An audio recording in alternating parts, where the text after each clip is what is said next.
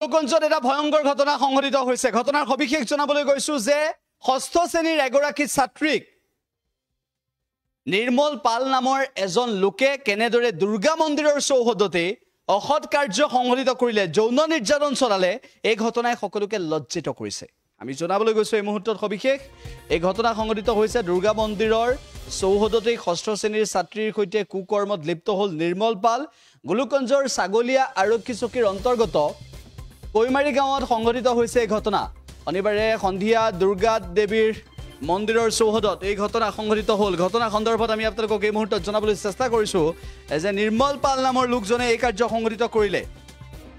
শনিবাৰে সন্ধিয়া দুৰ্গা দেৱীৰ মন্দিৰৰ ভোগ দিয়াৰ ঘৰত ছাত্ৰীগৰাকীক ফুচুলাই লৈ গৈছিল আৰু কুকৰ্ম কৰাৰ অভিযোগ নিৰ্মল পালৰ বিৰুদ্ধে। কুকৰ্ম কৰাৰ কথা ঘৰত নজনাবলৈ ছাত্ৰীগৰাকীক ভাবুকি দিছিল।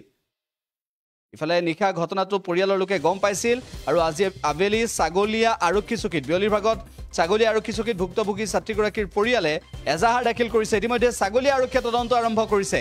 এইবাৰ নিৰ্মল পাল দুৰ্গা মন্দিৰৰ চৌহদত ষষ্ঠ শ্ৰেণীৰ ছাত্ৰীৰ সৈতে কুকৰ্ম কৰিলে নিৰ্মল পালে। নিৰ্মল পালে লজ্জানত কৰিছে। দুৰ্গা মন্দিৰৰ চৌহদতেই এনেকুৱা কাৰ্য সংঘটিত কৰিছে। যৌন নিৰ্যাতনৰ অন্য এটা ঘটনা সংঘটিত হৈছে। দুৰ্গা মন্দিৰৰ চৌহদতে ষষ্ঠ শ্ৰেণীৰ ছাত্ৰীক যৌন নিৰ্যাতন চলালে নিৰ্মল পালে। নিৰ্মল পালে সংঘটিত কৰিছে এই ঘটনা।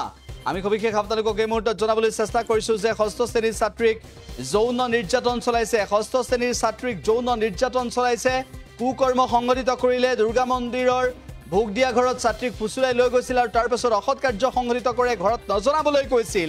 পৰিয়ালৰ লোকক অৱগত কৰাৰ পিছত পৰিয়ালৰ লোকে আজি ছাগলীয়া আৰক্ষী চকীত এজাহাৰ দাখিল কৰিছে। ইতিমধ্যে তদন্ত আৰম্ভ কৰিছে। কিন্তু দুৰ্গা মন্দিৰৰ চৌহদত নিৰ্মল পাল নামৰ লোকজনে এনেকুৱা ধৰণৰ কাৰ্য সংঘটিত কৰাৰ পিছত এবাৰ প্ৰতিক্ৰিয়া হৈছে আৰু এই ঘটনাক লৈ মুখ খুলিছে বিভিন্নজনে। নিৰ্মল পালৰ ক্ষেত্ৰত শাস্তি হ'ব লাগে, কঠোৰৰ পৰা কঠোৰতম শাস্তি গ্ৰহণ কৰিব লাগে, এই দাবী উত্থাপন কৰিছে। দুৰ্গা মন্দিৰৰ চৌহদত এনেধৰণৰ ঘটনা সংঘটিত হ'ল। এই ঘটনাক লৈ প্ৰতিক্ৰিয়া হৈছে। সেই সন্দৰ্ভতো আমি আপোনালোকক জনাবলৈ চেষ্টা কৰিছোঁ। কিন্তু এই মুহূৰ্তত আমি উল্লেখ কৰিছোঁ যে দুৰ্গা মন্দিৰৰ চৌহদত ষষ্ঠ শ্ৰেণীৰ ছাত্ৰীক নিৰ্যাতন চলোৱা এইগৰাকী নিৰ্মল পালৰ ক্ষেত্ৰত কঠোৰৰ পৰা কঠোৰতম শাস্তি দিব লাগে, এনেদৰে দাবী উত্থাপন কৰিছে। আৰু ষষ্ঠ শ্ৰেণীৰ ছাত্ৰীক দুৰ্গা মন্দিৰৰ ভোগৰ ঘৰত যেতিয়া লৈ গৈছিল সেই সময়ত কেনেদৰে অপকৰ্ম সংঘটিত কৰিছিল আৰু তাৰ পাছত ঘৰত নকবলৈ ভাবুকি দিছিল, এই ঘটনাই মানুহক ভাবিবলৈ বাধ্য কৰিছে।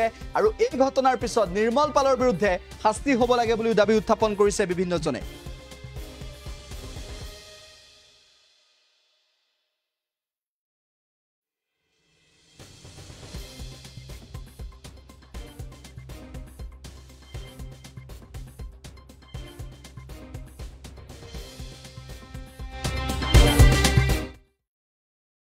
যিকোনো খবৰৰ বাবে যোগাযোগ কৰক 7099017330 আৰু 7099017110 নম্বৰ।